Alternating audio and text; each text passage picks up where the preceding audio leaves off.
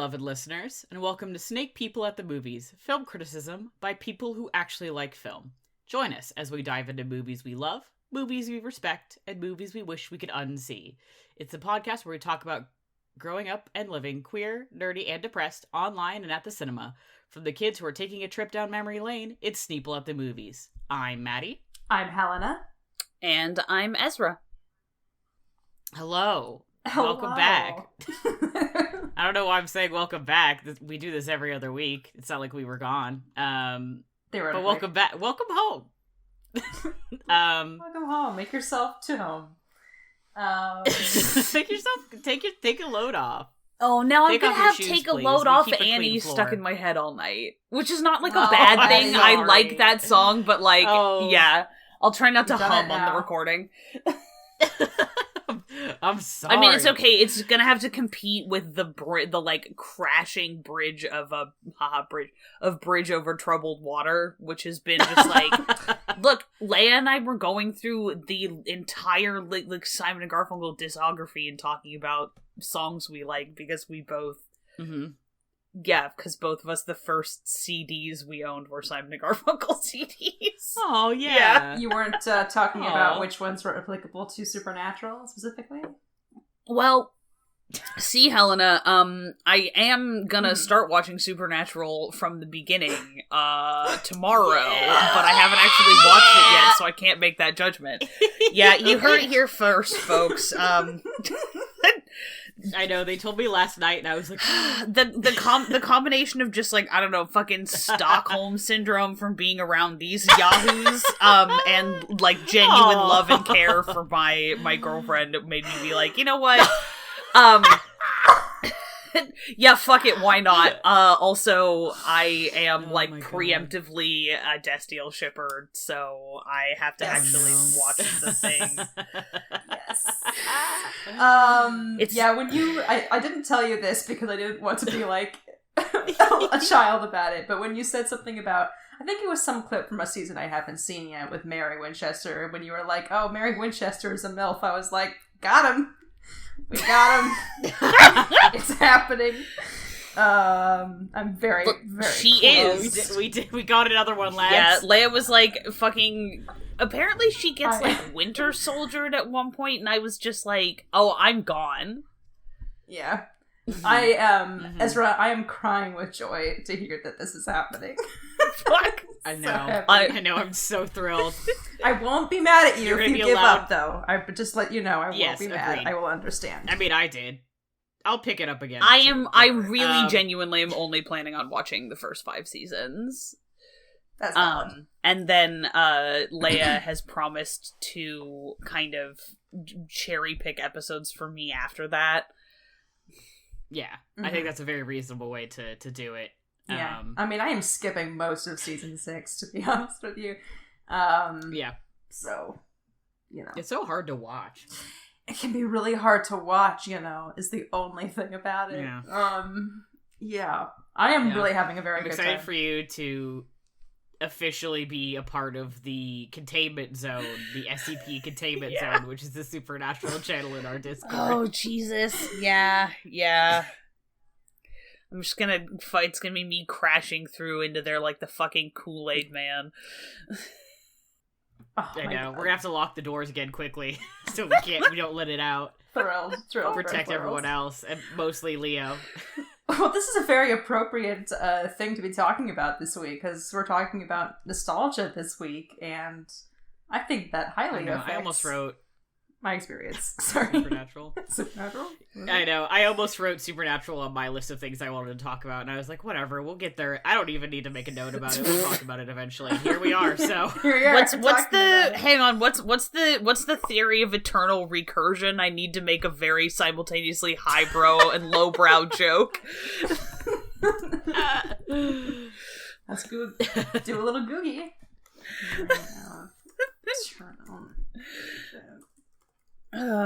Anyway, fucking Nietzsche. Here it is.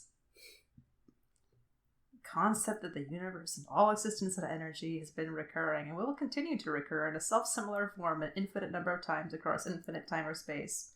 Yep, that's Supernatural, all right. Yeah.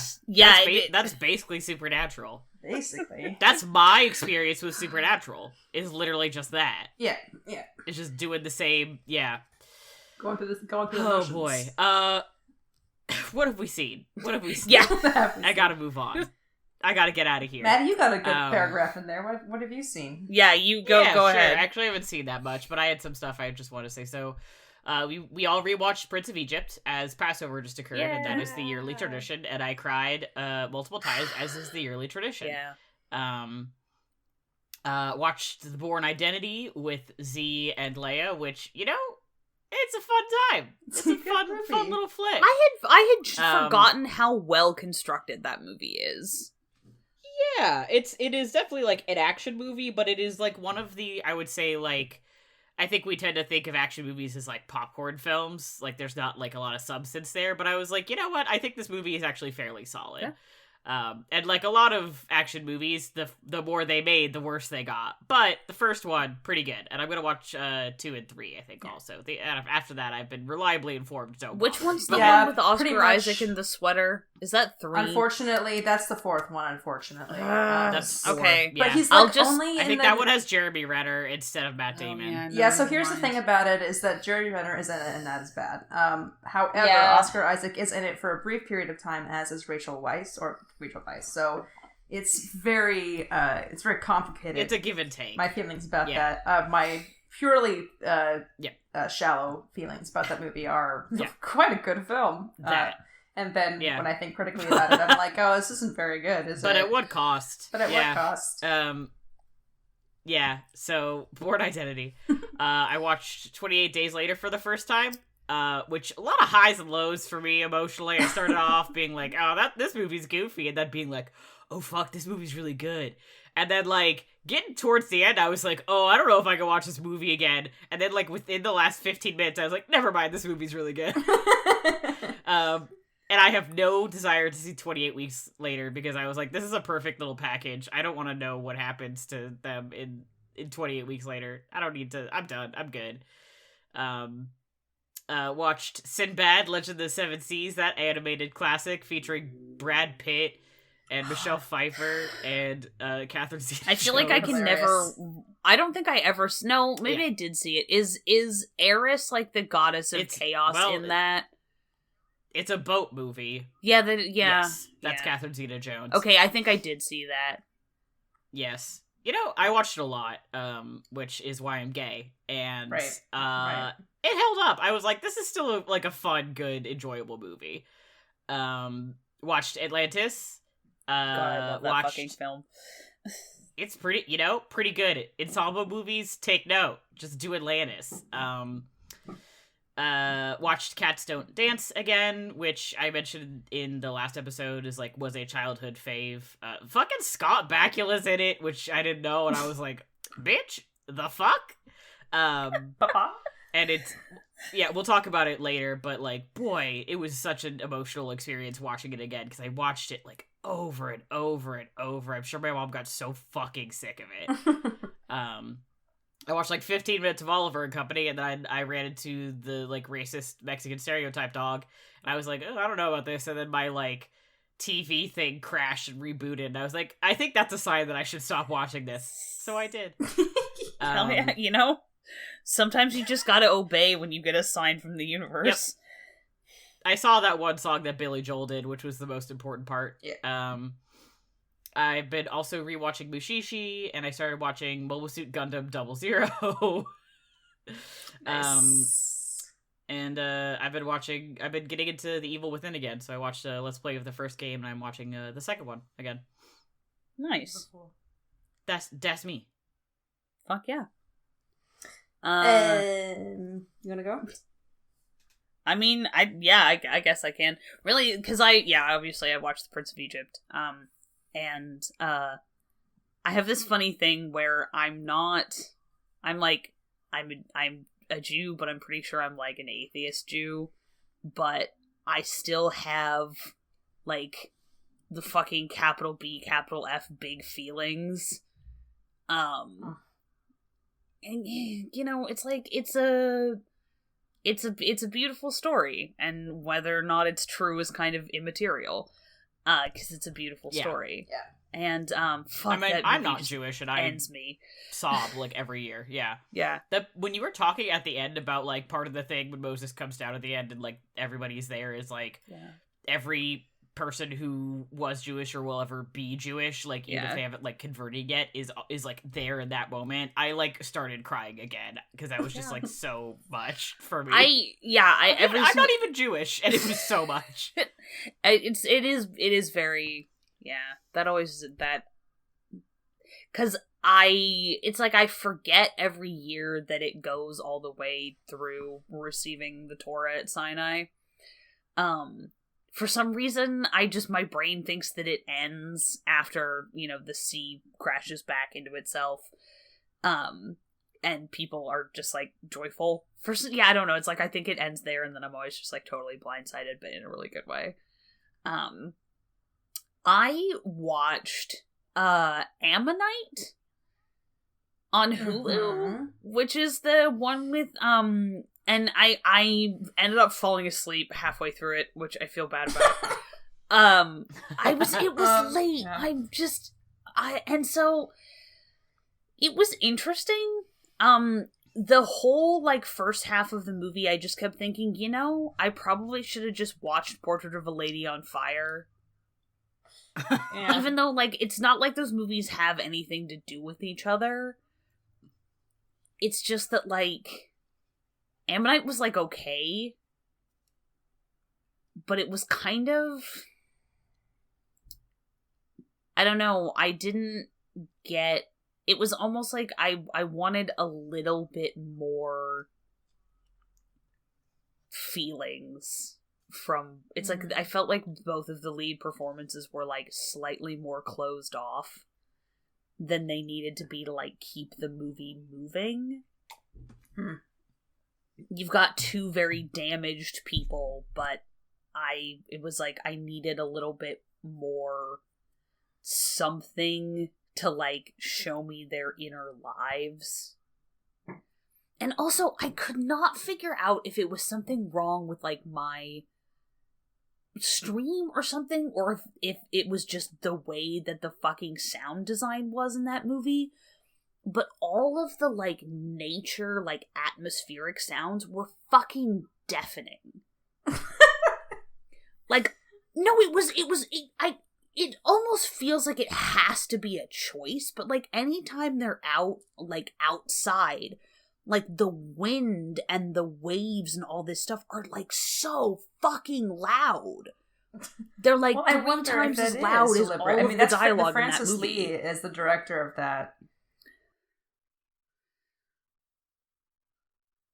I don't know. I'm literally gonna have to sit down and Google and try to figure out whether that was like a problem or a feature, because it wasn't necessarily bad. It's just I felt like if you were gonna make a decision that dramatic, it was probably for a reason, but I couldn't figure out what the reason was. Are you sure you weren't watching Poldark? Just checking. No. Look, okay. I only watched the first season of Poldark, and it wasn't good, but I will admit, it's very bad, but Aidan Turner is very, very hot. He's very hot in it, is the problem. Look at like shows in which Aidan Turner is allowed to have like his like normal amount of hair, like just are automatic. That forgives like a lot of sins. Anyway, I don't know. Ammonite, it just didn't, I just didn't vibe with it, which is weird because usually, like, stories about repressed queerness are, like, just light me on fucking fire. And this one just didn't. I think I'm gonna give it another try. Because I like Kate Winslet and I like Saoirse Ronan. But both of them just, I felt like the camera was just having me sort of stare at them, but I wasn't, like, being invited in at all. which was just kind of like a weird... It felt kind of voyeuristic, and I'm not really sure I can articulate exactly why, but I don't know. It just was I've heard very similar things from not a lot of vibing. people about that movie. That's good to know, because I didn't read a bunch of reviews. I remember hearing about it, and then it came out, to very little fanfare, much in the way that everything that was just like, oh, actually, it's just gonna be streaming on whatever platform, and half the time I'm like, fuck, I don't even have a subscription to that, guess I'm never seeing that movie. Or it, like, comes out and I just don't hear about it, and then I'm like, oh, fuck, did that movie that I was thinking about 4 months ago come out? Huh, interesting. And so I, like, never see any reviews for it. Yeah, that's I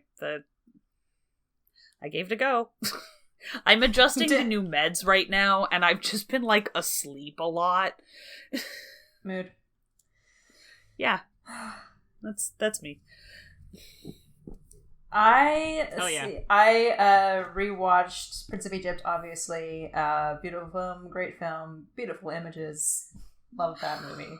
Beautiful colors. The colors. Extremely good. Gorgeous score. Arguably Hans Zimmer's masterpiece, in terms of score. Incredible music. Hans Zimmer, who, like, is not like a musical theater person.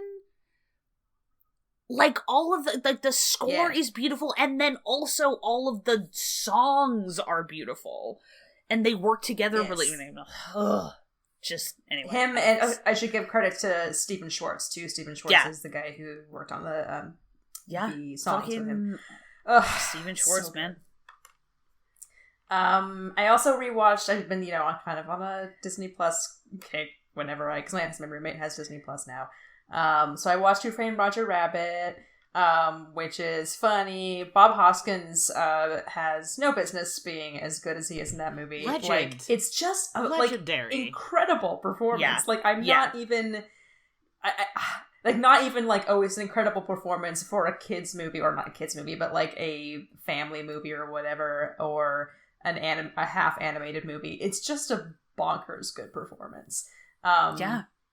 Yeah, blew my mind. And I would say it's especially considering the fact that he is acting off of something that just isn't there. Like, a lot of time it wasn't, I feel like a lot of time it wasn't even on, like, a tennis ball on a stick. Yeah. It was just like... just nothing. Yeah. Just nothing. Yeah. I think there were times when they had, like, for perspective, they had an actor, like, hold up, or a crew person hold up, like, this is where your sight line is for Roger. This is where your sight line is for Jessica. This, that kind of stuff, but generally, no. And, like, I think when it hit me, like, especially was when he does go to the bar to see Jessica Rabbit perform, and he's having a conversation with Betty Boop, and they're talking like they had a thing. Like, he had a thing with Betty Boop, and his reaction to it is just, like, so genuine and real. I was like, you have no business doing this. This is so good. He just makes the whole movie, like, he's great.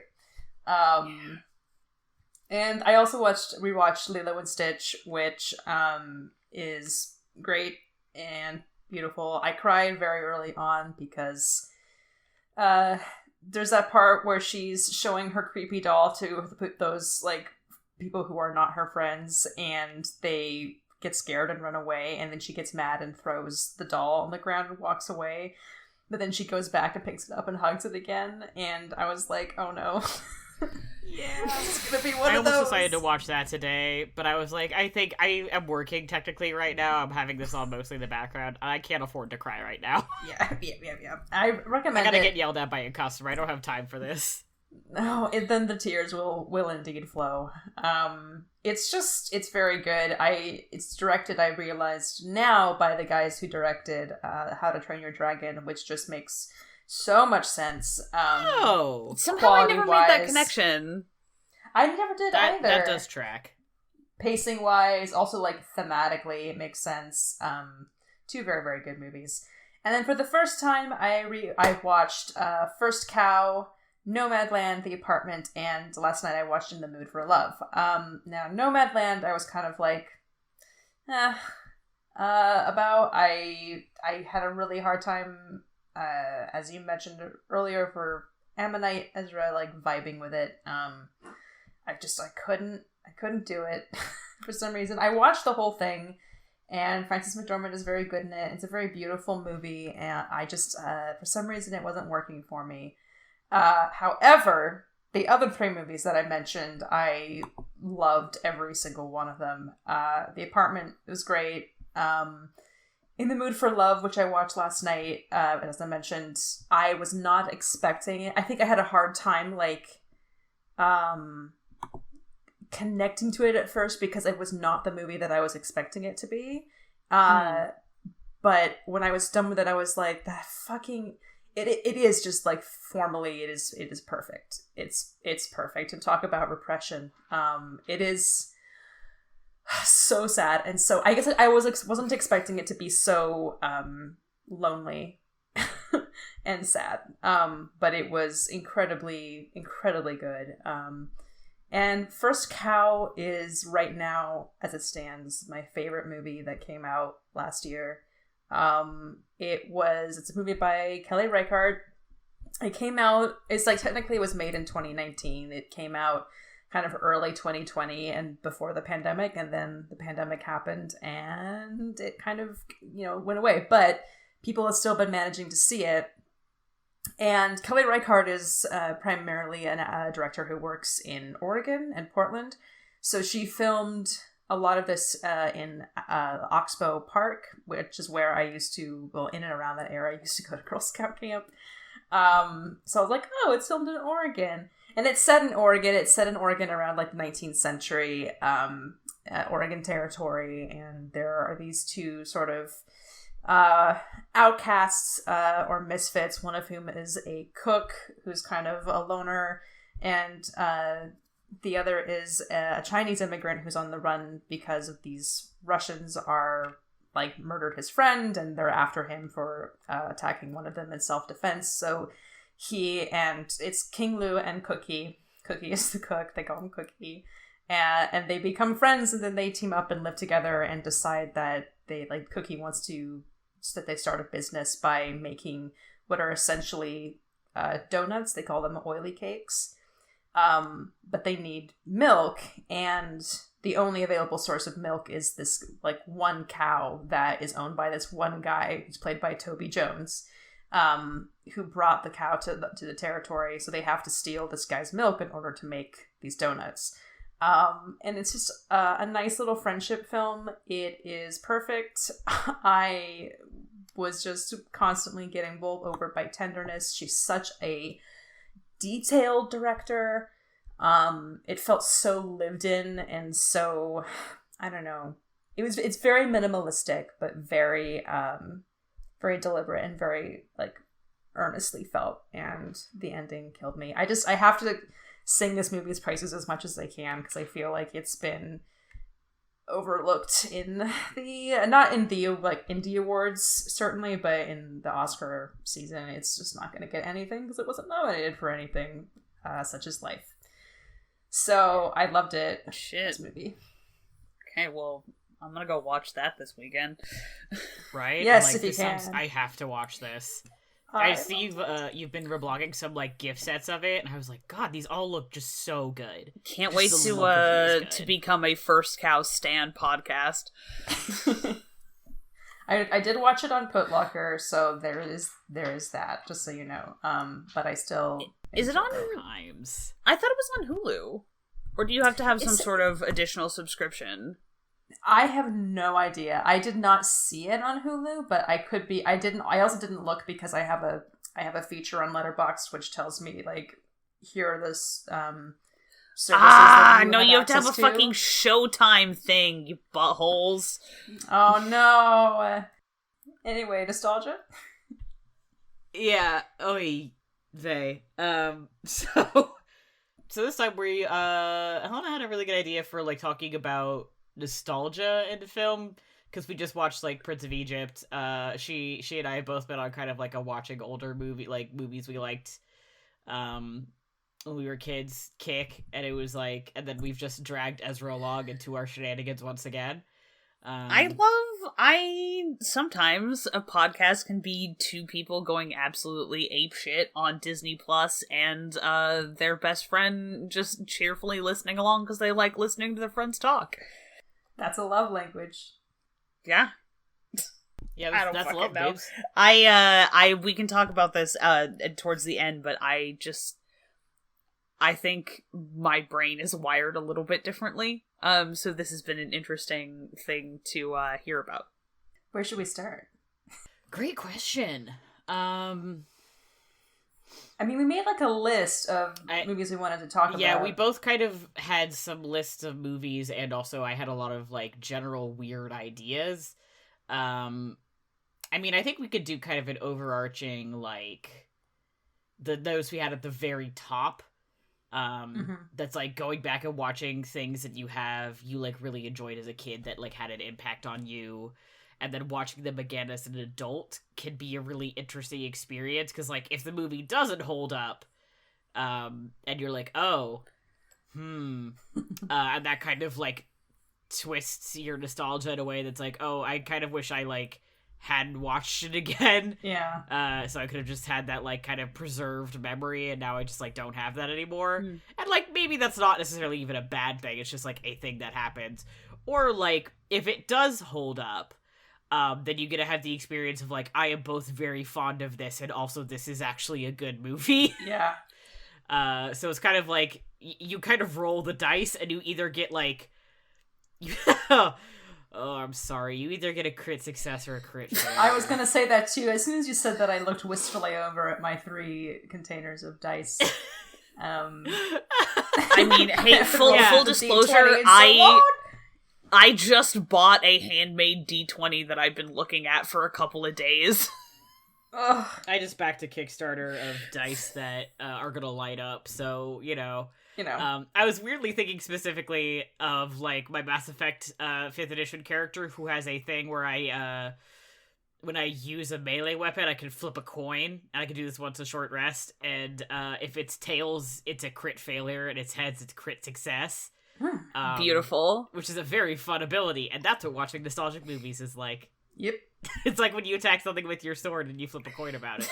I tell you what you shouldn't do. You shouldn't buy a movie on DVD. This is why I have rules for myself now, because about like what movies I buy, and I have to have seen a movie at least a couple of times, and like within a relatively recent amount of time before I'm sure that I like spend money on it, because there was a time when I was like, I'll just buy this on DVD. And I did it with iRobot, which is a movie that I have nostalgia for because it was on TV a lot in a certain period of time when we had cable or something, like an HBO free trial or something. I watched iRobot with Will Smith, Alan Tudyk, James Cromwell, Shia LaBeouf a lot. Alan Tudyk? Shia LaBeouf is the voice of the robot. I've never seen. No shit. That's so funny. Wild. I've never seen this movie. I haven't listened to the audiobook. Like a fucking geek. Oh, it's not anything very much like the book, so don't worry about that. I know. That's why I haven't watched the movie, because I'm like, oh, whatever. Yeah. This won't be the book. I mean, like, again, this is one of those movies that I watched it, and after buying it on Blu-ray, and I was watching it, and I was like, I don't know. Blu-ray. Why did I do this? Why did I buy this? This is one of those things that I think I grew fond of because I've seen it a lot, but I don't feel like it's a movie that I need to own anymore. And I probably should have revisited it before spending money on it. Now, I don't think it's entirely worthless. I think that there are some good things about it. See Alan Tudyk, but, and James Cromwell, and also my theater professor, Jerry Wasserman, who was in that episode of Supernatural, is briefly in it, as like a forensics guy. Funny. Again! Like, he has just a forensics guy face, I guess. Typecasting is a funny thing. It's a very yeah, it is. I think about also that gift set that's like, can you like paint a picture or whatever, and the robot's just like, can you? It gives me every time. Because I associate it specifically Tumblr posts. Yes. And the way people use it in Tumblr posts. It's so funny. It's a real line. It's a real fucking line in the movie. Yeah. It's like, Doug fucking got him. I don't want to see the movie because I don't want to ruin that moment. That's fair. It's so perfect. That's very valid. I have a very similar rule though, where it's like I have to have seen a movie and I have to have seen it like, if it's a movie I haven't seen in a long time, I have to have seen it fairly recently. Mm-hmm. I have broken this rule like once or twice. There have been a couple movies where I like bought it for $1 and I was like, yeah, whatever. Like, it's $1. I'll live. And it's panned out for me, actually, most of the times I bought something. There's one I still haven't seen, and I'm like, I don't think I'm ever going to see this movie, but whatever. Bought Constantine for $1 on a whim. Did not regret that. Mm-hmm. But I feel like that is something that's like, especially if you're somebody who likes to buy movies, you really gotta, you're kind of playing a dangerous game if you just buy shit, because sometimes you go back and you're like, Yeah. This wasn't worth my money. Or my time. I was looking at my DVD shelf and I was like very confused as to how the fuck Ocean's 12 got on there, because I do not like that movie. And then I remembered that I have a collection of all of them. I got it in the like a holiday grab bag. Oh, that was me then. Maybe. Yeah, that was actually Helena's fault. But yeah. No, one of the things that I use is for, like, movies that are... Because a lot of the DVDs I own are ones that are just, like, usually not on streaming services and stuff. One of my metrics is, do I want to be able to show this to other people?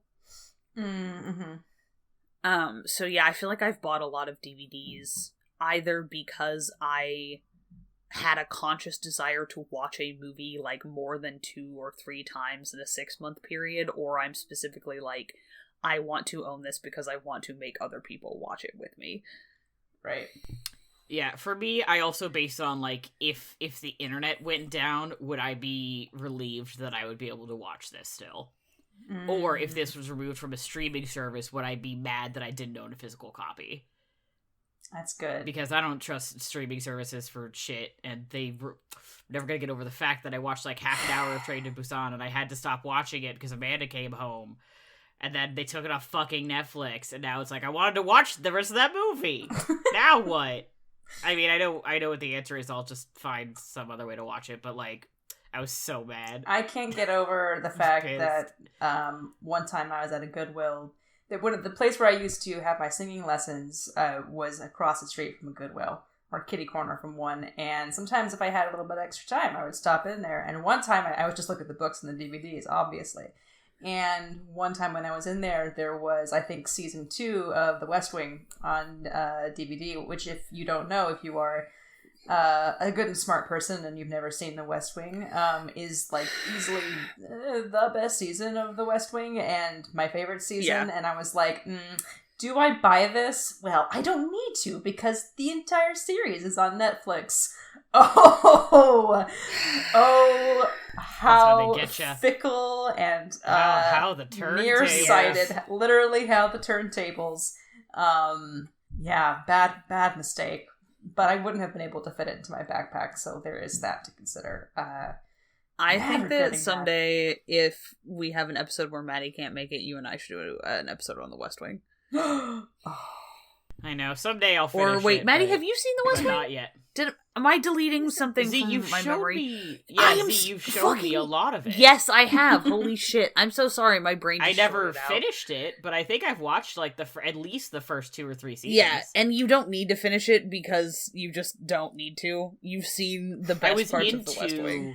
Now, I was into the seasons about Bartlett's re-election. Yes. You can look, Helena. 3? Look, there is an argument to be made. There is an argument to be made for Jimmy Smits. Oh yes, yes, there is an argument to be made for it. Is you can watch the whole thing, but you don't have to. So at some point we should do an episode on the West Wing. Maddie, I cannot believe I just, like, accidentally forgot about that entire period where I was like, no, we're watching the West Wing. Yeah. I had a moment where I was like, but I have watched I haven't finished. I thought you just, like, were like, you haven't finished it yet. And I was like, oh, okay, that's fine. I watched my brain was, just like... deleted all that time we spent watching the West Wing. Had a hole in my brain for a second there. Well, do you remember, I mean... Maybe this will jog your memory then. Do you remember when we watched I think it's the season 1 finale? Yeah. One where everybody gets shot. Yeah. I don't remember what it's called. Yeah. We watched that and we ran to the Albertsons across the street, which we were working at the time, to, like, get stuff because we were, like, it was, like, before we watched the beginning of the next season, we were like, we gotta get, like, pizza and ice cream and shit because, like, this is a lot. Yeah. No, because... Now, okay, thank you for filling in this hole in my brain, because you correctly predicted one half of the plot point of the, like, shocking plot twist of that, and I got to watch the other half hit you like a truck. Oh my god, I don't remember what I predicted, but I do remember, like, saying that, and after it was all over, I just was like, what? And you were like, I know. Okay, spoilers, spoiler warning for, like, a 20-year-old TV show. You were like, oh, the president's gonna get shot, and I was just like, like, don't say anything, don't say anything. And then the president, of course, does get shot, but so does Josh. Uh-huh. And it's like, yep. Oh, kill me. Oh my god. I hate that. That would be, that would be an interesting nostalgia project. Like, in terms of, I'm thinking about stuff that I want to see. I don't know that I'll have that same response as, like, because I don't know, I feel like maybe children's movies don't really do that for me, but, like, the West Wing might. West Wing definitely does that for me. I hope I don't ruin it for myself. We were also going through it when we watched it again. Yeah. So I have a section later where I'm talking about stuff I watched when I was big boy fucked up, and the West Wing, like, is in that category for both of us. I think that those seasons that's that my we new watched favorite will phrase, still hold actually. Up. Big boy fucked up. But I also would be interested to watch it again. Now, see, I did watch it when I was in elementary school. I trust Helena, and I was one of the people who was like, I like the West Wing. I think it's a good show. Like, while on the playground talking to my friends, and they were like, you're weird and have bad taste.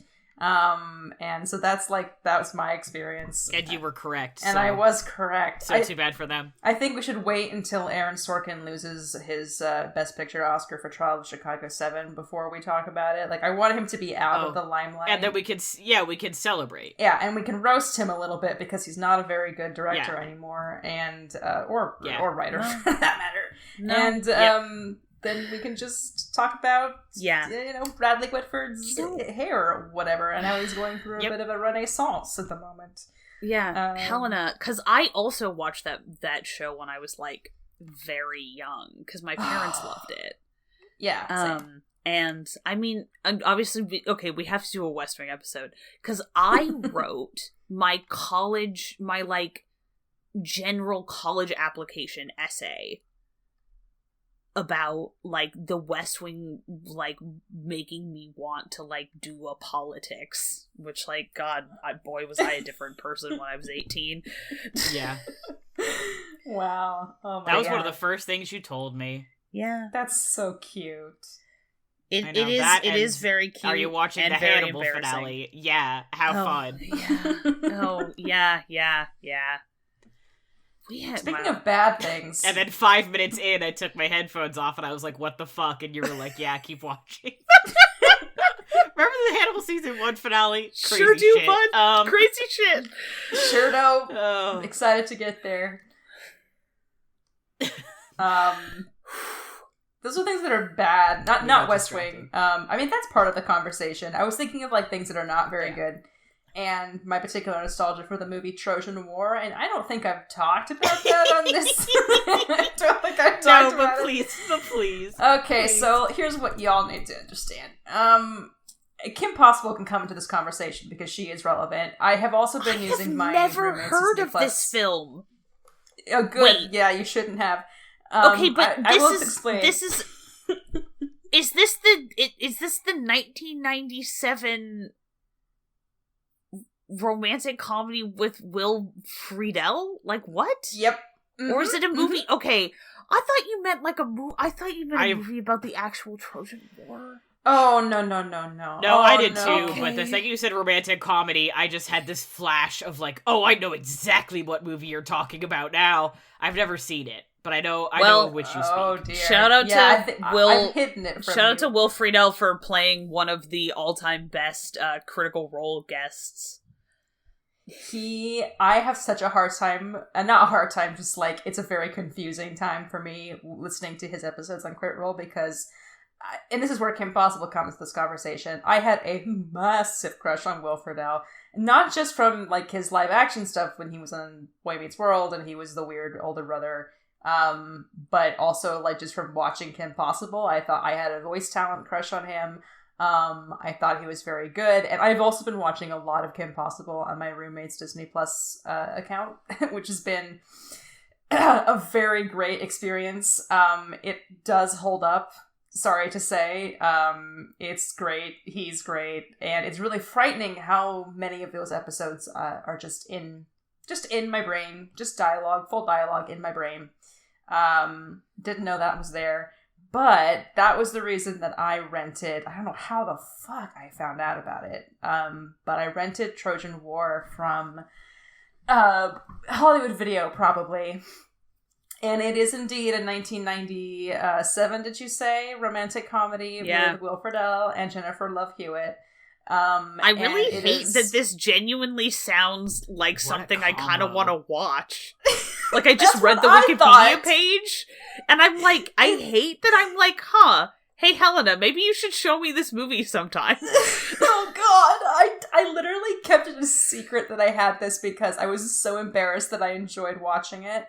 But he does play this, like, kind of nerd, like, the part that Will Friedle usually plays, where he's, like, the nerdy kind of, like, best friend and like loser, and he has this best friend played by Jennifer Love Hewitt, who is somehow, we're meant to believe, is not attractive and is like in love with him, but he's in love with this like hot cheerleader girl, and she, like, this cheerleader invites him over to her place one night to like help her study for something, and then like they start, you know, getting down and dirty with it, and then she's like, oh wait, but do you have a condom? And he was like, no. But she's like, oh, I'm sorry, I can't do this if you don't have a condom. Very correct response. But she still really wants to have sex with him, so he's like, okay, never fear, I will go out and get a condom. And that is the whole movie. Is this guy just really wants to go back home and have sex with this girl that he has a crush on, and all he's trying to do is get a Trojan late at night, and he keeps getting into a series of wildly just like unbelievable slapstick escapades on his quest to get this condom. Meanwhile, this girl is like fucking off to some other party. Jennifer Love Hewitt is hanging out with her other two loser best friends who don't deserve her company. Who's just like, I need to tell him that I'm in love with him, and it's like, girl, you are Jennifer Love Hewitt. Just tell him that. Just God. And then going to the part, like, it's a whole like teen comedy mess. So. She's a brunette, so she's supposed to be like ugly, and she wears jackets and kind of just like a lesbian, and you're like, okay, worm. And that's the whole movie, and it's kind of bad. Like, it's bad. Like, it's a bad movie. Yeah? Can I read a sentence from the Wikipedia real quick? Oh, please do. The film was a critical and box office disaster. Produced for $15 million, it only made $309 in ticket sales because it was played in a single movie theater and was pulled after only a week. Wow! Helena, wow! You have seen this movie more times than the total number of times it was ever seen in a theater by a human being.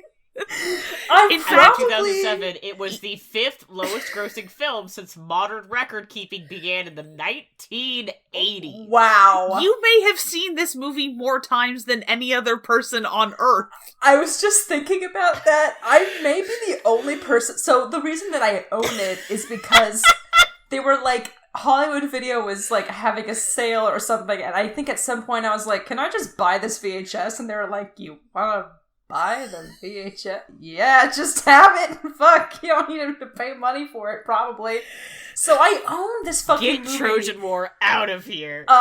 Yeah, so I was just thinking, like, I probably have seen this movie more than any, like, unless Will Friedle has, like, this little fun tradition where he likes to roast himself, every year. I don't know, man. Like, I think I've probably seen this movie more than any other living human, which is... You are probably in the top, at the very least, top 10 or top 5 people who have seen this movie the most. Wow. Whoa, I'm not sure I like this How does that information. feel? I want so How do you fucking feel badly about for that? you to tweet at Will Friedle to just tell him this. I've already tweeted Let how... Jennifer Love Hewitt know. I've already tweeted how the outfit that he wears in the movie is strikingly similar to the outfit he wears 90% of the time his character Ron Stoppable wears on Kim Possible. It's like the exact same outfit. This movie came out like a good 5 or 10 years before Kim Possible did, so what is the reason for it? I don't know. That's the detail that I picked up on last time I watched Trojan War. It's been a while. It's on purpose for sure, then. I It's am on losing purpose for my sure. whole ass mind It's an homage. right now. So that's a movie. Wow, I didn't... Incredible. $309. Incredible the journey we've gone on. I make... 309. Not 1,000. 309. I make That's more it. money than that in a week. Yeah. Yeah. Yeah.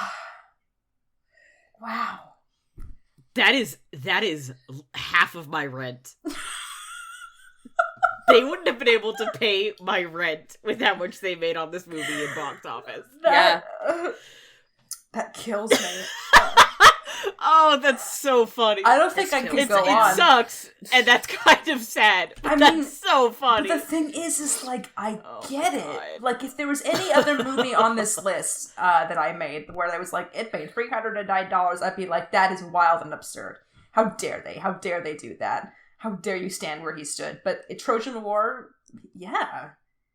I mean, that makes sense to me. I just can't believe that I have just discovered this fundamental thing about you, like, and we've don't call audio it that. recorded it for other people's.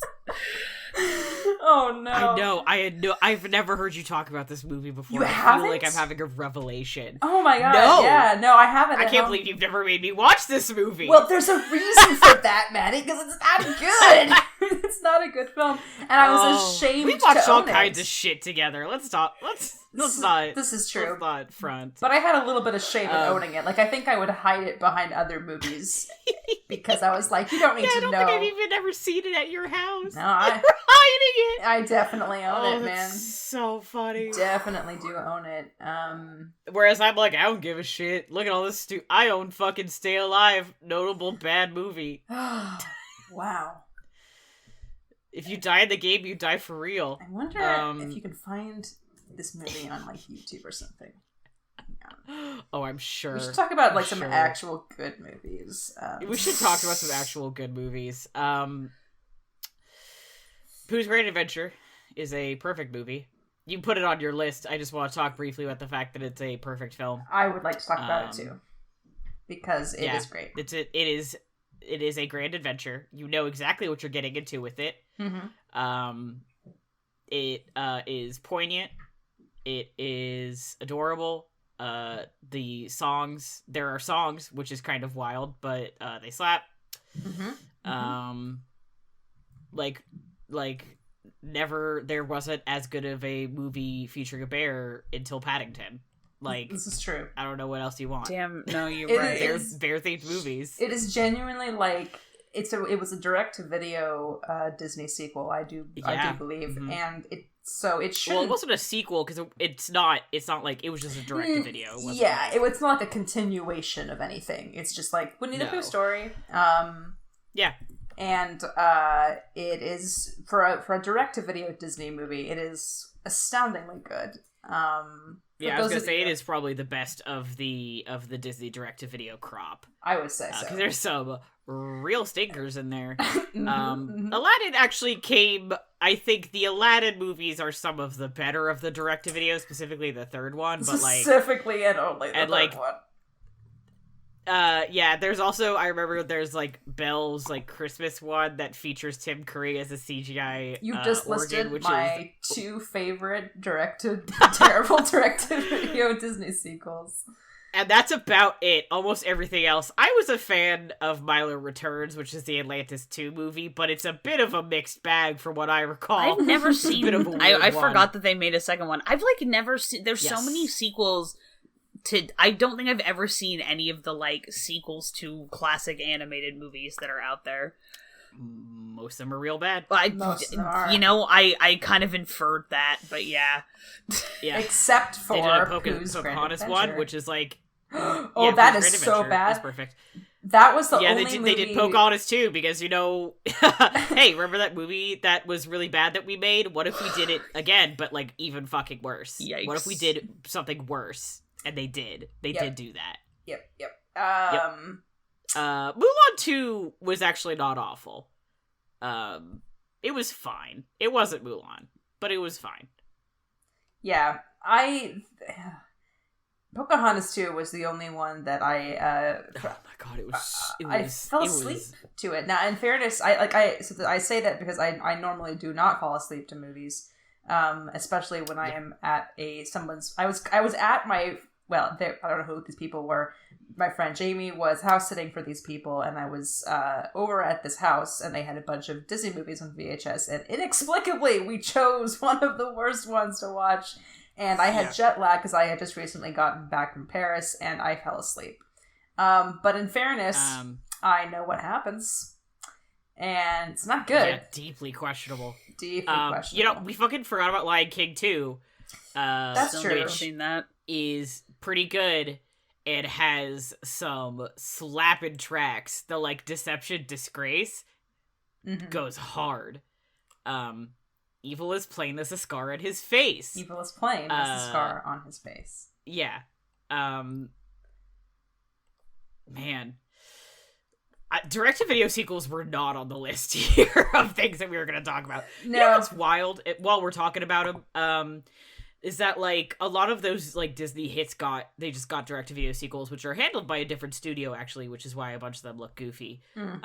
Makes sense. Gorsh. But Toy Story did not. Toy Story, no. did not. They, those got theater releases, which I think is really interesting. Yeah. Frozen did also, which is not shocking considering that was a smashing success from Walt. Walt himself. But I'm trying to he did that one. But I'm trying to think of any other Disney movie that had a sequel that was not direct to video. I think it might have only been Toy Story. Yeah, and I'm sure Toy there's Story... a reason. Was but Pixar I don't know why. Owned by... Oh, you're right. That's Disney a Pixar. by that point, Toy Story 2, they were... I think by Toy Story 3 they were, but by Toy Story 2 they were not. Makes sense. So that actually makes so much more sense. Yeah.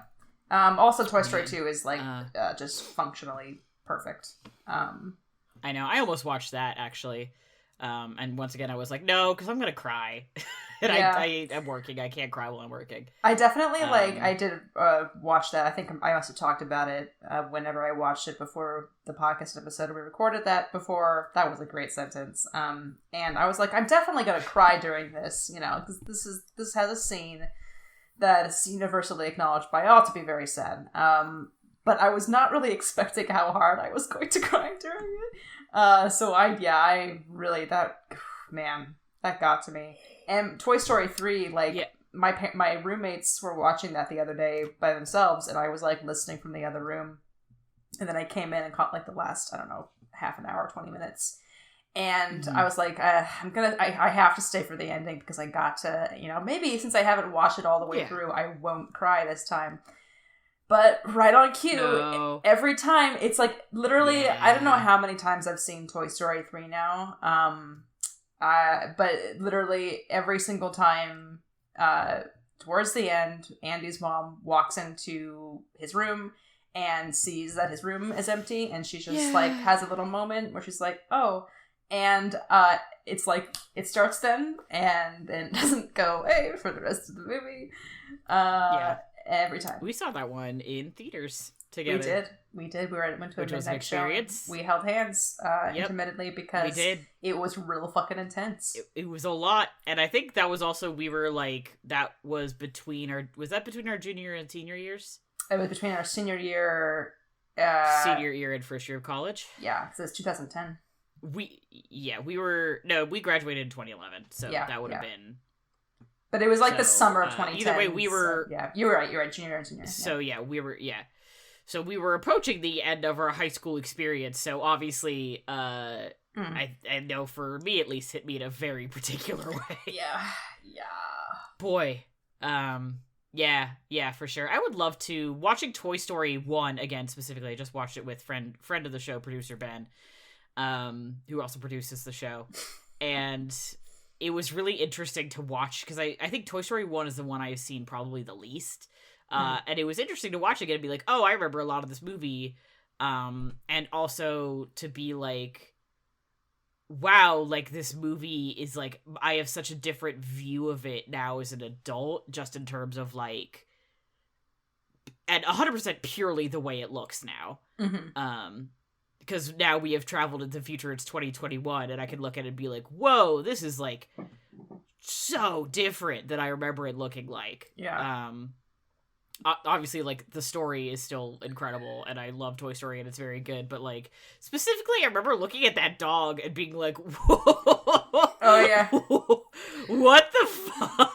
Now, that's not Yikers. quite as bad. There was, like, Molly, Andy's little sister. Oh my god. Who is, like, very similar to... That whole family is just, like... That whole family was not right. They weren't good at animating people yet, and they didn't quite get really good at it until I think they spent some time with Boo in Monsters, Inc., at least with animating children, and then they had a little bit of practice before doing The Incredibles. But, like... That and, like, the short film, which came out a little bit which they made, I should say, a little bit before Toy Story, called Tin Toy. I don't know if y'all have seen Tin Toy. It is a nightmare. I have not. The baby in Tin... It's just about, like... it's kind of a Toy Story precursor. It's just, like, a lot... It's not really, but...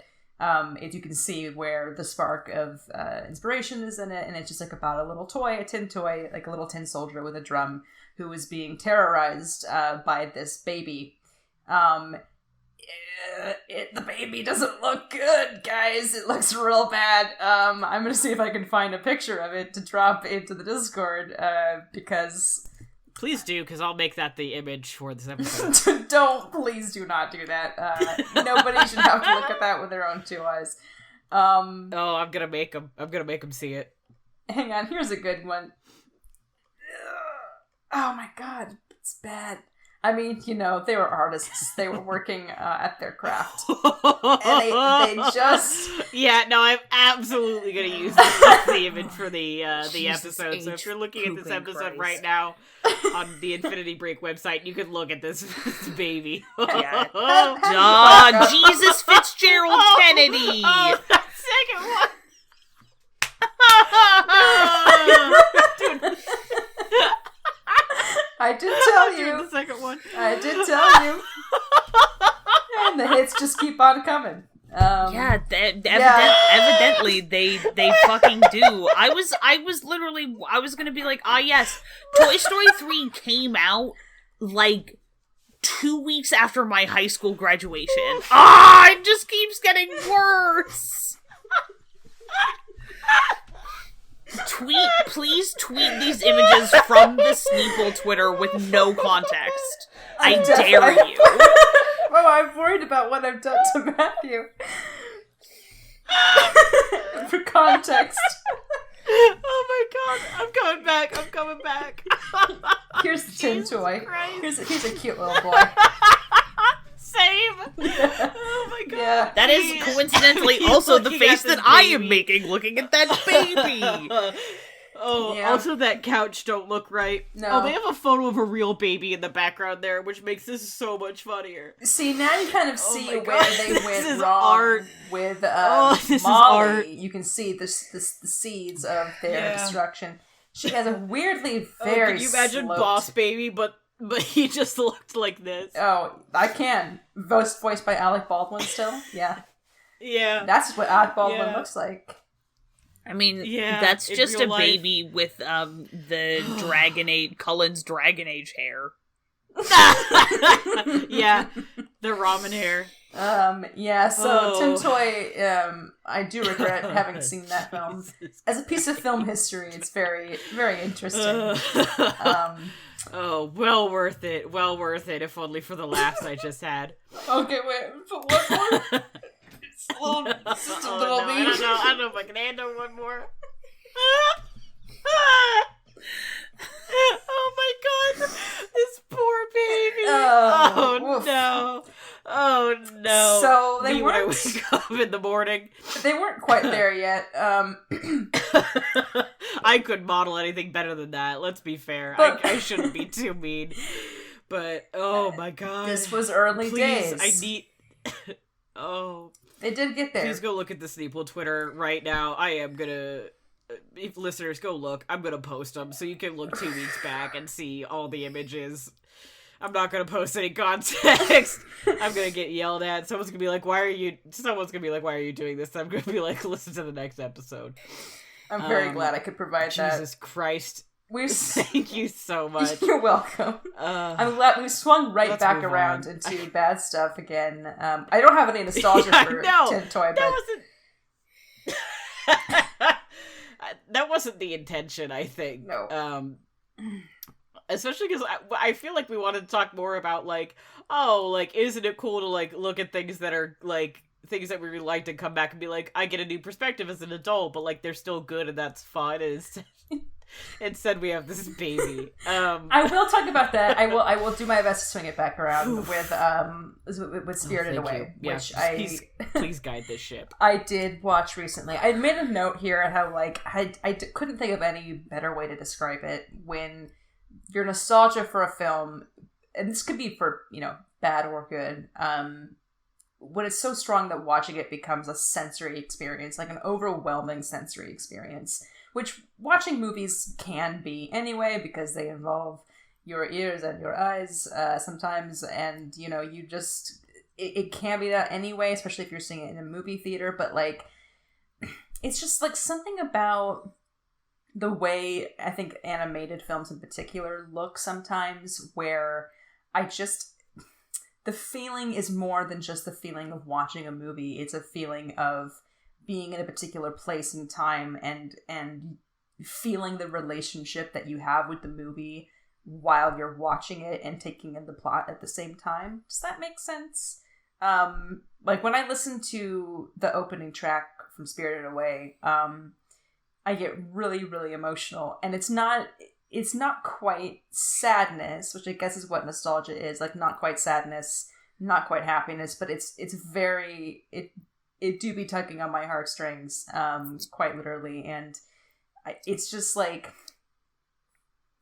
don't know. It's undefinable in the way that nostalgia is, and so it's different than just the experience of watching something that, Who Framed Roger Rabbit, which I don't have a particularly nostalgic relationship with, which is this movie is enjoyable and I've seen this before and it's nice to revisit it. Whereas Spirited Away, when I rewatched Princess Mononoke, this feeling. When I rewatch really relaxing, nostalgic movies like 101 Dalmatians and Robin Hood, which are very gentle and relaxing for me, they just feel so relaxing. I don't know. It just becomes bigger than the experience of watching a film, I guess. Please continue. I guess you feel it's all of the experiences of the other times that you've watched those movies kind of build on each other. And so they build you, and it's almost like they build you a nice little it takes like the movie, and on top you use that as a base to like layer all these sort of comforting, positive emotional responses to the thing. And now like you watch that movie and you get to kind of like, I'm imagining it's kind of like your brain is doing the thing that like cats do when they like need like a pillow a whole bunch and then like settle down onto it. I guess it's like firing up those particular like parts of the brain that are associated with it. I mean, sound is like particularly for me, like I find listening to movies so relaxing. And I think sound, like it's just why I have a really hard time, and I know that I'm an absolute just awful person, not awful person, but like plebeian for this. I have never listened to to Spirited Away in Japanese because I grew up listening to the dub, and I didn't have, because it was like a Disney VHS, I didn't have any other option. It was only in English.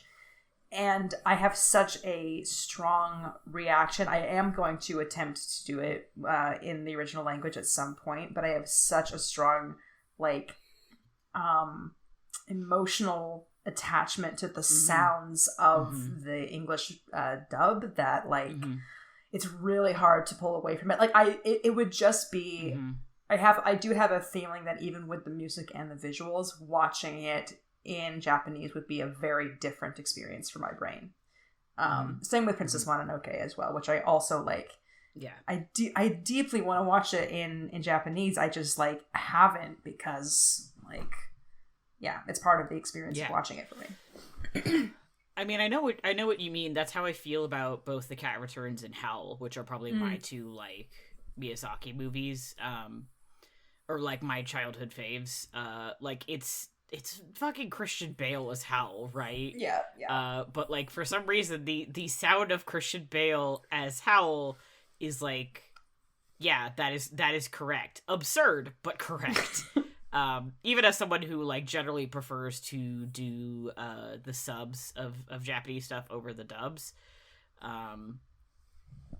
For movies and stuff, like, no, for that it's like those are, and I'll like, I think I also would like to listen to them in the Japanese at some point, but also for like Cat Returns, it's like Anne Hathaway and Carrie Elwes as the two main duo, which is like what a powerful team they are. Yeah, I mean, yeah, it's so visceral. It's like what we talked about down here with voice actors, where it's like Princess Mononoke is Billy Crudup and Claire Danes and Minnie Driver and Billy Bob Thornton, and Spirited Away has like not as many notables, but there is a little bit of John Ratzenberger in there making an appearance. So, and you're always like, how does this song sound when it's not John Ratzenberger? I do not know. Yeah, I think I did actually recently watch Mononoke in Japanese, and it is very good. Oh yeah. As you can imagine. Yes. But I also did not watch Mononoke as much as you did, so. Yeah, it'll be interesting. I'd like to do it sometime, and I will get around to it, but yeah. Yeah. We did. That also reminds me kind of oh, please, go ahead. No, go ahead, please. It reminds me of both, I made mention of voice acting, where, like, it's so different watching things now as an adult, because I recognize, like, adult voices. Yeah. And also it makes me think of, like, which I guess this could transition into the soundtrack thing I mentioned also. But the weird thing about rewatching Sinbad is, as I mentioned, like, Brad Pitt plays the titular character. And I spent the whole time being like, man, that's fucking Brad Pitt. Don't lie to me. That's not Sinbad. He's not doing anything. The other two, like, notable names in that movie are, like, it's harder to tell that it's them. They're doing a very good job of, like, acting. And, like, voice acting, where, like, you are the character, and the character doesn't always necessarily sound like me. Sometimes the character does sound like you, and that's okay. Whereas Brad Pitt is just like, hey, I'm Brad Pitt. And it was, like, weirdly kind of distracting, because I just, like, I would be, like, in the moment, and I would just be like, that's Brad Pitt. God, that's just Brad Pitt. And it was just very odd. Yeah, I have that relationship with, like, also movies that I did not grow up with, so I watched Zootopia for the first time with the kids that I babysit, or I used to babysit, a couple years ago, and the whole time I was just like, that's Jason Bateman. That's Idris Elba. Oh my god, that's Jimmy Slade. It sure is, huh? That's this person. I mean, I only seen it the one time. Very proud. Yeah, me too. I was very proud of myself because I was like, I recognize these people's voices, but at the same time, I was like, I can't. It's so much. There's so many celebrities in this movie. It like takes you out of the moment because you're just like, I just see that actor. I like can't unsee the actor. Yeah. Prince of Egypt does not have this problem. No. Because everybody we talked about briefly, like, and this is something that is hard to paint like with a big brush. I feel like the recent trend of we are going to staff animated movies with like big names is one that I'm not really a big fan of. One, because like there's literally an entire group of people who do voice acting for a living and they're really good at it. We should have those people do their jobs. Because that's literally what they trained to do and we should pay them to do that. And also, like, much like when you do musical theater, you should staff it with people who know how to sing. When you do an animated movie and you get people to voice act, you should staff it with people who know how to voice act in a way that, like, it's easy to separate the actor from the character they're playing, and it doesn't, like, make you, like, come out of your suspension of disbelief to be like, that's Idris Elba. No knocks against my man Idris Elba. Yeah. But, like, a little bit of knocking against Brad Pitt. That was just him doing that thing. Yeah. Robin Williams obviously was, like, king of that. Mark Hamill is great. He's now done more of his career doing voice acting than I think anything else, as you mentioned in the Google Doc, and he is, like, fucking iconic in so many roles. Yeah. He's, like, one of the best Jokers I think that has ever existed. Yep. I was thinking Prince of Egypt, like, I think part of it, I guess, is just, like, casting, right? Because, like, yeah, I think it is a lot of big names in that movie. Big names. I mean, especially for the 90s. It's like, this is one of my IMDb, this is my party trick, because I can list off all of the people who are in Prince of Egypt, right?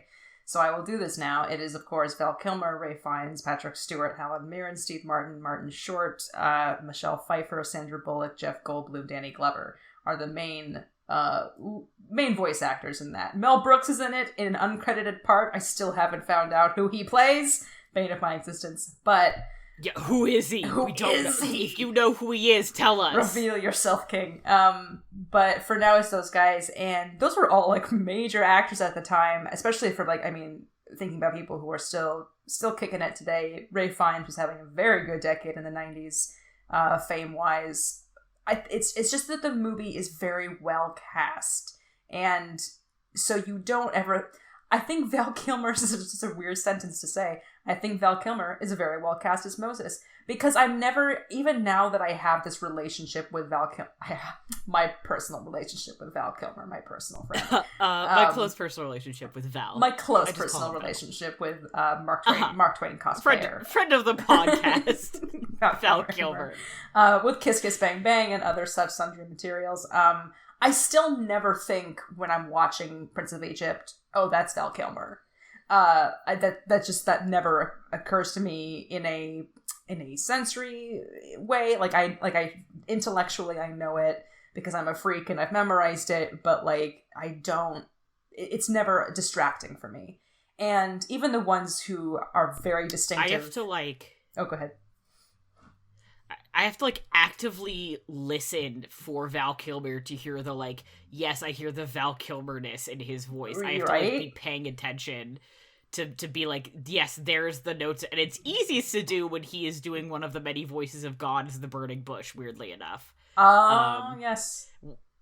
It is for me, anyway. I guess I can't, like, say that for you as well. But, like, I have to, like, actively be like, yeah, that's my man Val Kilmer in there. He's so good at, like, not sounding like himself, which is, like, really hard. I don't want to be like, everyone should just get good. What I'm saying is, like, I like that is a hard thing to do, and we should specifically get people who can do that to do these roles, because I think it's importante. Or but please keep talking about what you were saying. Well, yeah, or just cast it really well so that the fact that we know it's them isn't a problem. Like, I can recognize Patrick Stewart's voice at to like 100 paces. Like, I don't need.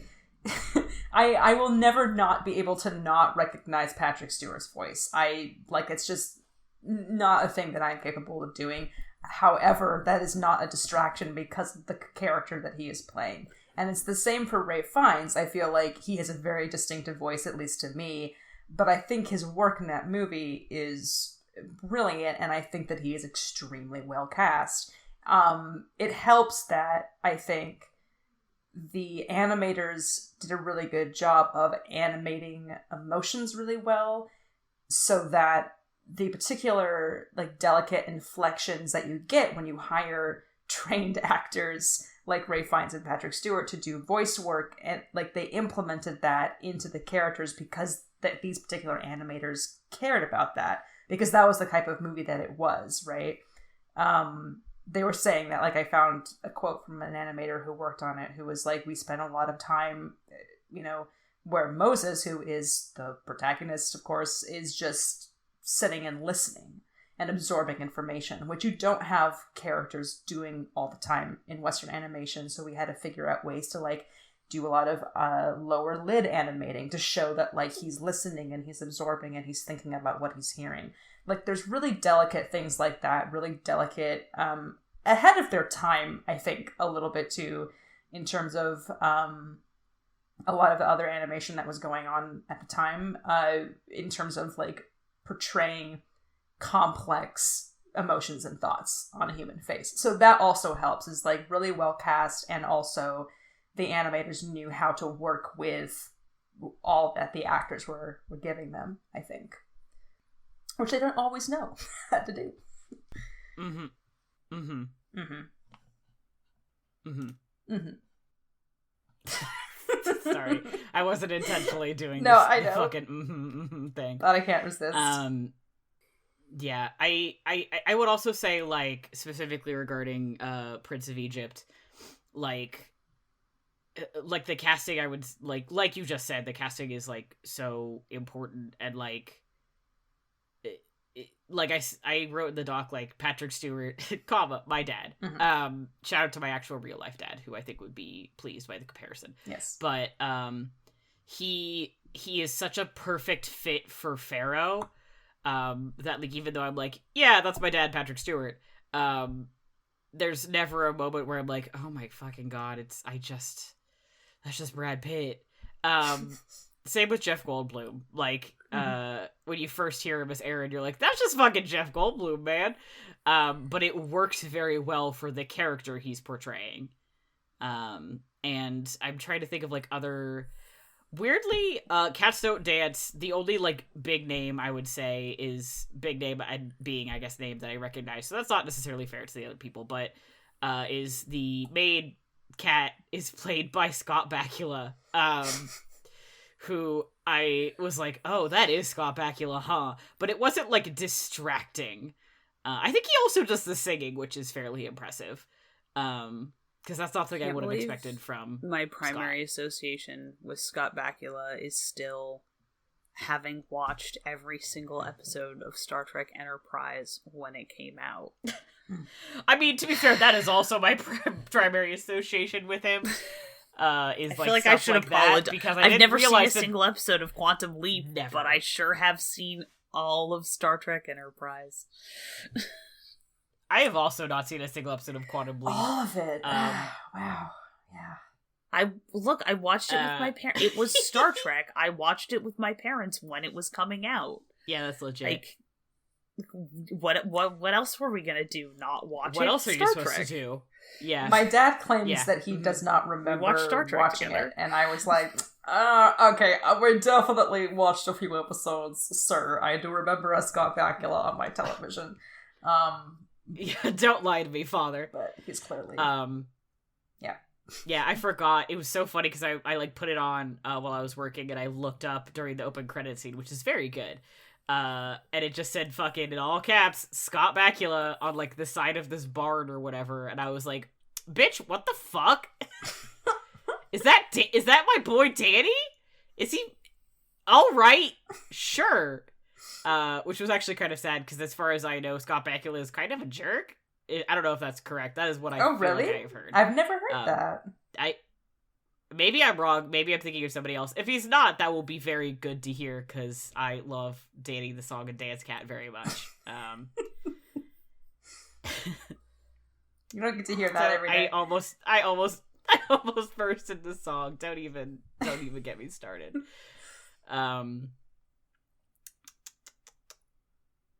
I didn't have any other voice acting thoughts. I thought I had more, and then they all just kind of... Remember when Jensen Ackles played Jason Todd? Oh, that came out of left field. Yes, I do. Oh, can I do my joke Do you want to know now? how... First, do you want to know how I got there? Do you want to know the brain weirds that got me there? As I was like, voice acting, Mark Hamill, Batman, Under the Red Hood. So it wasn't that odd, but like that was the was the train. Yeah, man. Make your joke. Under Well, the Red Hood is really good though. Under the It's Red Hood. really good though. Jensen Ackles. And he actually does a pretty good job as Jason Todd. He is good in it. He is good. He plays. He is Jason good in it. Todd. He has the range. And now he is going to play Batman, like actual Mr. Bruce Wayne Batman himself in a movie, and I mean like a TV movie. I don't know. Yeah. Whatever. And so it is the Jason Todd to Bruce Wayne voiceover pipeline. That is the joke that I wanted to drop. That's not very good, but that's why I put it here. It's just like that comic arc where all the Robins are fighting over who gets to be Batman next. It's just like that comic. It's just like that, except actually it's Dick Grayson who becomes Batman. Jason doesn't win that one, so it's not actually like that at all. That is fucked up, and I can't believe that actually happened. To be fair, he would not to dunk on my boy Jason Todd. I can't believe everyone voted to kill him twice. But he would not be a very good Batman. He would be a really bad Batman, he would not be a good Batman, especially at this point in his life. Especially in post Under the Red Hood, he would not be a good Batman. No. That's not his strong suit, I feel. But I'm very excited for Jensen Ackles to be doing this. Yeah. I think that is a good part for him. That he was doing that. Yeah, I agree. Yeah. Good now that he's been freed from the chains of Supernatural. Yeah, he's going to be on The Boys as well, so he's doing double superhero work. That's right. Yeah, this is a little bit of fun stuff. God, are we going to begin this with Supernatural and end it with Supernatural? No, because I want to talk briefly about the like kind of nostalgia that you get for media that isn't like childhood media, but it's like media you watched when you were like going through like a very specific period in your life. Yeah, stuff that like, sort of end up feeling like it. The way that you can have movies that you feel like are like hallmarks of your childhood, you can still have, you can like form those kind of associations later on when you're when you're fucking going through it. Yeah, when your big boy fucked up. Yeah. I was thinking about like Pacific Rim because we just rewatched that, and that movie came out the summer we met.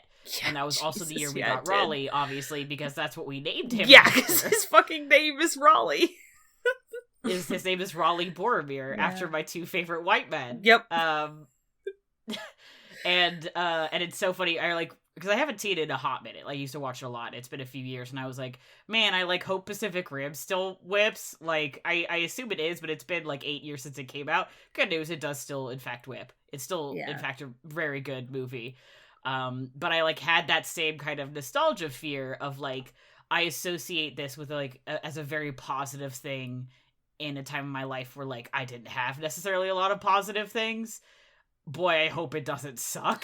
Yeah, I remember feeling like, wow, I really hope that I don't find out that all of the stuff that I had built up around this movie like was kind of unfounded. Yeah. Which thankfully it wasn't. No, like it still deserves the level of the big emotions I have about it. But yeah, I'm glad I have a DVD of it. Yeah. you know, and for me also, and this is kind of an embarrassing one, but Rise of the Guardians also falls in this category for me. I really, really enjoyed that movie, and also it, like, came to me in a time where I was just really kind of going through it. And it was, like, very, like, just kind of joyous. And that is another one of those movies that I haven't seen in a hot minute. I'm a little nervous to watch it again to be like, oh, maybe this, like, sucks now, or maybe I won't like it as much. Because it was such a, like, thing that, like, kept me going. In a, you know, whether the quality of it is good or not didn't matter. It was the fact that it was positive for me. Yeah. And I've been nervous to, like, go back and watch it again because of that. I have secondhand positive feelings about that movie because it meant a lot to you, because I saw it and it did nothing but piss me off. Very fair. Look, I completely understandable. Yeah, I couldn't get over the idea that the supernatural forces protecting the sanctity of childhood were all, like, Christian. Yeah. But anyway, yes. it's fine. But most then, of like, them were, yeah. Yeah, and then I flipped around and I was like, I love this movie, like, because it was really good for my best friend. Like, it, yeah, and I have beef, but it's my movie-in-law. Yes, no, very fair. This is funny. Yeah, I have no clue. It looks I was gonna cool, say though. no, because yes, and it also almost killed DreamWorks Studios, so that's a bummer that it did that. It wasn't. I mean, DreamWorks lived, bitch. Chris Pine is in it. Oh yeah, DreamWorks did live, and he plays the huge jacked man. Huge jacked man plays the rabbit. Oh my god, you're right. He does though. It is a crazy cast. Look it up. Jude Law. I remember Jude Law plays the villain. Pine Fresh plays Jack Frost, which is confusing. Yeah, yep, he does. Alec Baldwin plays it's a Mr. Santa Claus, the Russian Santa. Yeah. Yeah, it's a crazy one for sure. Boss Baby 2: Rise of the Guardians Pipeline. Yeah, Boss Baby 3, excuse me, there's already a Boss Baby 2 coming out. Oh god. Catch up. Stop. I'm trying to think of other things that are like, I mean, Real Steel is another one. Yeah, that's such like a very specific experience, especially because for me, that was kind of when, between the years of like 18 and 21 was when I was kind of forming those memories, so I was like, very formative time. And I guess now I'm looking back and I'm like, man, what are the things I'm going to associate with, like, the pandemic times that I'm going to have nostalgia for? And I'm going to be like, man, was that actually good, or was that just, like, something I latched onto during the pandemic times? Yeah. No, that is going to be an interesting, like, check back in 3 or 4 years. Like 5 years or whatever, yeah. And reevaluate. I was thinking about... Yeah. I'm thinking about things that I feel like Lord of the Rings is my you know what it is, it's that I've realized I'm listening to you guys, mostly listening to you guys talk. I just don't have these feelings about animated, like hardly any animated movies for whatever reason. But to be fair, also when we met, we were talking about, like, you just don't vibe with anything animated very much. Yeah, and you just, like, never really have. It's gotten that has changed somewhat over the years, but yeah, I think I just didn't connect with animated movies the same way I did with, like, live action stuff. Those things were just, like, especially when I was younger, they were, like, very separate kinds of, like, emotional engagement experiences for me. But, like, yeah, the like, Lord of the Rings is, like, one of those things where it's just, they're so much more than the movies for me, because there's the kind of, I build up another layer of, like, I imagine it as kind of like me, like, making a snow angel kind of a thing, where I'm, like, settling, it's like almost like, or it's more like I settle in further, and, like, I sort of settle in further to those movies every time I watch them, instead of getting tired of them. Yeah. You know, I also weirdly, we were talking about this in the Discord a little bit, I also kind of weirdly feel this way, less so, but about the Star Wars prequels, because I saw those in theaters, like, with my dad. Yeah, I used to feel like that about the Star Wars, about the original trilogy too, because I saw those for the first time when I was, like, 8.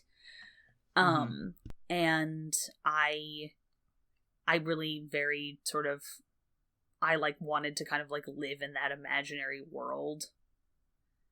And so I kind of added a lot of my own stuff to what existed there just by like, you know, putting a lot of imaginative work into it. And then I really like the Star Wars prequels, and then the new Star Wars stuff is kind of fucking with that relationship for me in a way that, like, I don't need to. That's a whole other tangent to go down. That's a whole other episode. Yeah. But yeah, well, and my big thing is like is books more than movies. Like when I was laid up after I got my sinus reconstruction surgery, I reread like Tamora Pierce's like entire bibliography. And I had those same, I was like worried that they weren't gonna hold up. And then I had so much, because I had read them like a bazillion times when I was a kid, and I did have that feeling of like, there's so much bound up in these books that I'm kind of re-experiencing, and specific lines and specific images and things, in a way that I kind of just, I feel like, yeah, I ended up sort of attaching those kinds of emotional relationships a lot more to books than I did to movies. I don't really know why. I really genuinely think part of it is just that, like, my parents did not let me watch very much anything as a child. So I don't know how much opportunity I had to, like, I mean, like, I know I watched The Lion King a gajillion times because my parents were like, haha, yeah, God, we were so fucking sick of that. But I don't know that there's a ton of things that I was, like, allowed to just watch over and over and over again. I also don't remember because I was 6 and I don't have a ton of very clear memories from being, fair. 6. Just an interesting. I have had, like, I do have those, or like I have those kinds of feelings about like musicals that I was really into when I was 12, or whatever. Like, you put on the Wicked soundtrack, and like intellectually, I'm like, you know, intellectually I'm like, oh, okay, like this is, some parts of this are good, some parts of this are overrated, and like my lizard brain is just going fucking ape shit. I turn into that monitor lizard that's climbing the shelves in like a bodega or whatever. Yeah. Defying Gravity, man. That's me. Like, it is such, I get so embarrassed whenever I like hear Defying Gravity, like in a, like, if someone is playing it in public, I get like, oh, I can't be in public listening to Defying Gravity. Oh my god, Defying Gravity. But when I am by myself, or when I am with in like safe company listening to Defying Gravity, I am absolutely just like apeshit 12 years old. Gravity. I am Defying Gravity. Yeah. In that moment, it is a banger. My dad's random playlist of musical theater songs he likes that he'll put on when I like go over to my parents' place and we're cooking sometimes. And it's just like, wow, I still know, like, the lyrics to, like, 2/3 of the songs from Wicked. Yeah. Or Rent has that for me, where I'm like, I have a complicated relationship with it now, but I'm still have a lot of these emotional memories, like, residual emotional connection bound up in it. Yeah. I mean, music is very like tied to sense memory, right? Like I have so many songs like that, and yeah, my story with Rent, which I may have told on here before, is like I wanted the movie soundtrack because I was a fool who knew not what the world was made of, and my dad bought my dad had the iTunes account, and he bought the original Broadway soundtrack, the entirety of it, and put it on the only music listening device that I had at the time, which was an iPod Shuffle. So, I couldn't figure Buck out how to wild. listen to the first song in Rent. So the first song that I actually listened to all the way through was Tango Maureen. And for a while that was like my favorite song in the show, because it was like the first song that I had listened to where I was like, okay, here we go. So I have a very specific memory of being in the car in the parking lot at the local library waiting for my mom to come back from returning books or something, listening to Tango Maureen for the first time on my iPod Shuffle and being like, oh, this is it. Wild. It's just like, God, it takes you back. Briefly to tie it to that, also like talking about like specifically soundtracks for like animated movies. I feel very specifically strongly connected to like the Tarzan and the Hercules soundtrack, which if you've known me for 2 days, you will know this about me. But like I feel like weirdly it's a similar experience to like musical soundtracks where like I don't want to watch the whole movie sometimes. I don't want to go find like a recording of an entire musical, you know. I just want to like, get like the saturated like boiled down version of that experience through my headphones while I'm doing the dishes, and it still kind of like hits that like emotional positive feeling. Yeah. Yeah. I think really quickly too, so we talked about, I don't want to spend too much time on it.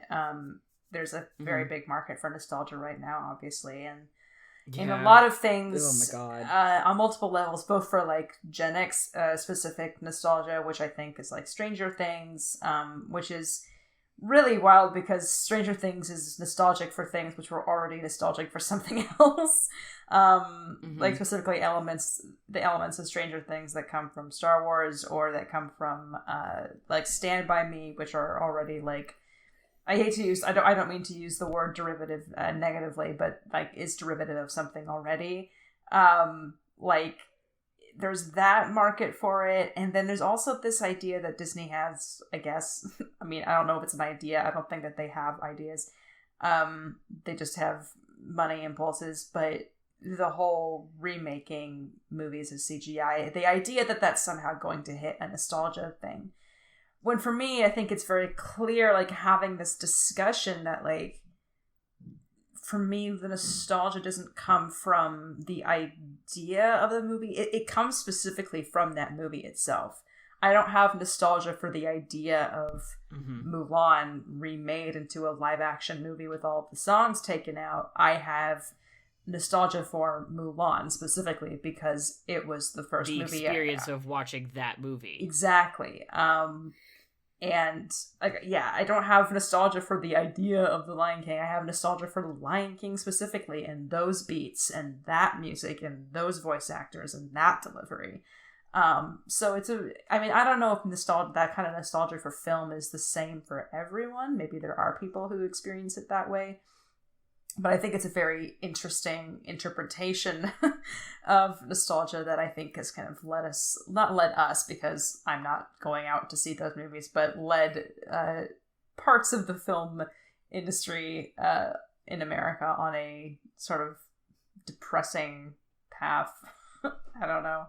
Not to end on a sad note, No, but it's funny because like the Mass Effect Legendary Edition is dropping in like May, and me and a bunch of my friends who like have played just balls to the wall huge amounts of Mass Effect are all like, fuck yeah, amped.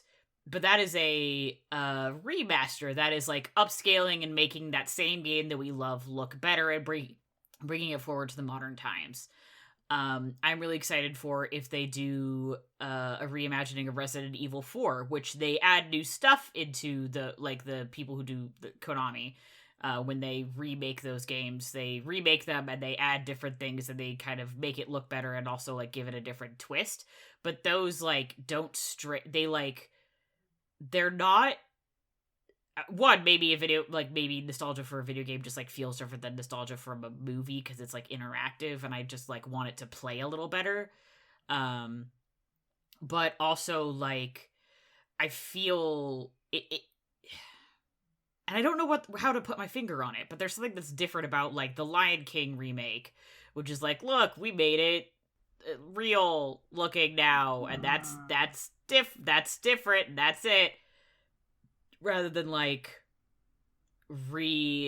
even like a reinterpretation of the thing I'm nostalgic for that was like, here's a fun, interesting, like thoughtful twist on that thing that you already loved. I think that would be more appealing than whatever Disney is doing right now. Yeah. You know, I would be more invested in we took Lion King, but we like, or specifically like, we took Cats Don't Dance, a movie which came out in the 90s and has not gotten a re-release since then, so when I watched it, it was just kind of grainy. If they were like, hey, we just made this look better, you know, we made it look fresher, because it's just kind of aged and no one's bothered to like kind of freshen it up since then because it just really wasn't super popular, that I'm down for. That is like we are bringing this thing that's a little older into a more modern era, and I still have nostalgia for that thing, rather than a like, this is, you are nostalgic for this exact same thing because it's live action now, and that's how we're modernizing this old thing, which is like, that's not, it feels like cheap. Yeah. I don't know. And maybe I'm just a schmuck for video games, but you have either misunderstood or do not care what it was that people were nostalgic about. Exactly. Yeah. If they had like reanimated it in a different style, but like kept a lot of the same bones, maybe I would have felt differently. Because at least it would have still been like animated and they could have pulled off some of the same like interesting shots. But the fact that they were like, we're gonna make it live action is like, but like, why? Like, what's the point? Bold of you to assume there was a point. No, the point was, I love to make money, which like, fuck you. Mm-hmm. I don't know. All in all, I've been having fun watching like old stuff again and being like, yeah, this still like makes me feel like cool and like I'm enjoying it. But it is definitely like an interesting experience for sure. Yeah. I want to watch The West Wing like right now. I'm gonna go hang out with somebody else after this, but I want to watch The West Wing. Hey, chase your bliss. Find a way. Mm-hmm. Life, as they say, finds a way. Finds a way. Yeah. Speaking of nostalgia, Jurassic Park is still really fucking good. Jurassic Park, man. I don't have any nostalgia for Jurassic Park, but it's a good movie. Sure is a good one. It scared the fucking shit out of me when I was a kid. Yeah. It's gonna be so bad. That falls in the realm of things for me that I watched when I was like fucked up, and I watched it with like Keigo and Stan. We've watched it a lot, so I have like very fond memories of like the beginnings of our friendship watching like that and like The Mummy. And like Alien and stuff like that. So good we watch a weird collection of things. Also, them being like, I can't believe you've never seen Footloose, you're white. And I was like, those are both facts about me, you're right. And they were like, okay, we're watching Footloose. And then I did. I've never seen Footloose either, so... Yeah. Well, it was pretty fun. Yeah, well, wow. Of the three of us, I'm the only one who's seen Footloose. It was pretty fun. That's all I gotta say on Footloose. I do like Diane Reese. I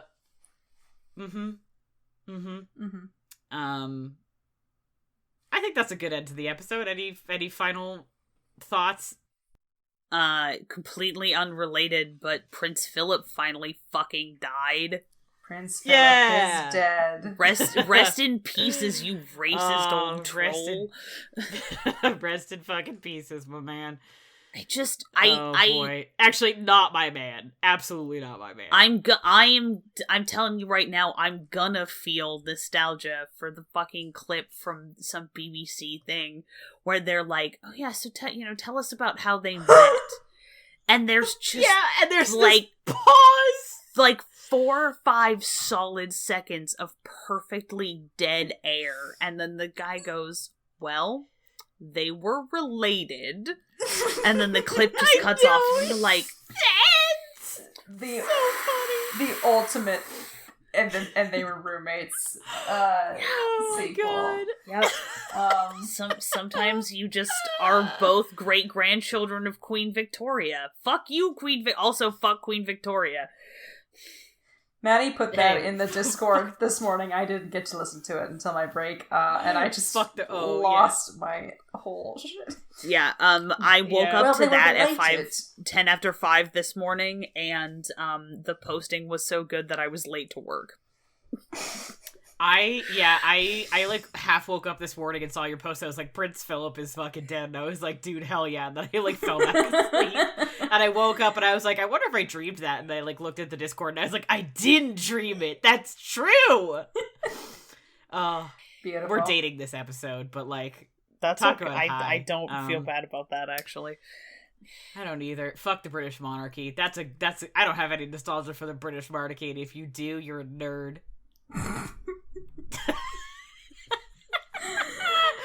On that note,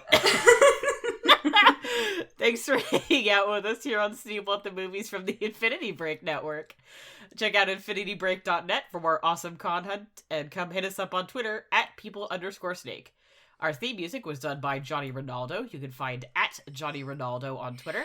Our logo was designed by Bethany Luthold. You can find at bethanyluthold.wixsite.com. If you got a subject you want to hear us talk about, a movie you absolutely think we need to see, or your list of reasons why Pooh's Great Adventure is a perfect movie, come say hello. Also, if you can, please leave a review on iTunes and share the show with any friends you think would enjoy it. As always, thanks for listening, and we'll see you at the movies.